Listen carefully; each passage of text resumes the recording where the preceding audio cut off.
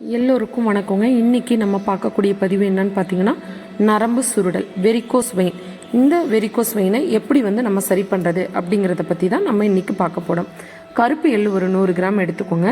அதில் 200 ml பாலை ஊற்றி நல்லா ஊற வைங்க. நல்லா ஊறினதுக்கப்புறமா அதை மிக்சி ஜாரில் போட்டு அடிச்சுட்டு நைட்டு தூங்க போகும்போது டெய்லி தடவிக்கிட்டு வந்தீங்க அப்படின்னா நல்ல ரிசல்ட் இருக்குது. அடுத்தது பார்த்திங்கன்னா, வசம்பு ஒரு துண்டு எடுத்துக்கோங்க. கருந்துளசி கொஞ்சம் எடுத்துக்கோங்க. மஞ்சள் எடுத்துக்கோங்க. மஞ்சள் கட்டி மஞ்சளாக இருக்கலாம், இல்லை குச்சி குச்சியாக இருக்கும்ல அந்த மஞ்சளாக கூட இருக்கலாம். கற்றாழை, அந்த கற்றாழையோட அந்த சாப்பாட்டை மட்டும் எடுத்துக்கோங்க.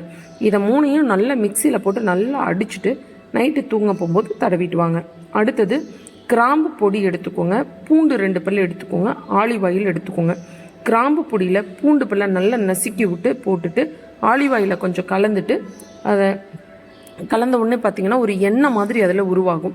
அந்த எண்ணெயை நல்லா லைட்டாக சூடு பண்ணி கால் பூரா அப்படி தடவி விட்டீங்க அப்படின்னா நல்ல ரிசல்ட் இருக்குது. அடுத்தது பார்த்திங்கன்னா, நம்ம பிரியாணி இலை இருக்குது இல்லைங்களா, அந்த பிரியாணி இலை 30 கிராம் எடுத்துக்கோங்க.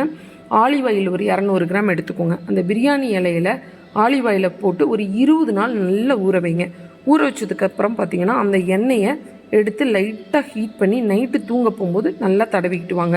அது மட்டும் இல்லாமல் வெரிகோசிஸ்க்கு ஒரு சில யோகாலாம் இருக்குது. அதாவது வேதாத்திரி மகரிஷியோட கால் பயிற்சி மிக மிக ரொம்ப முக்கியமான பயிற்சிங்க. அந்த பயிற்சியும் நீங்கள் செஞ்சுட்டு வந்தீங்க அப்படின்னா இந்த வெரிகோசிஸ் 1 மந்த்லேயே சரியாயிடுங்க.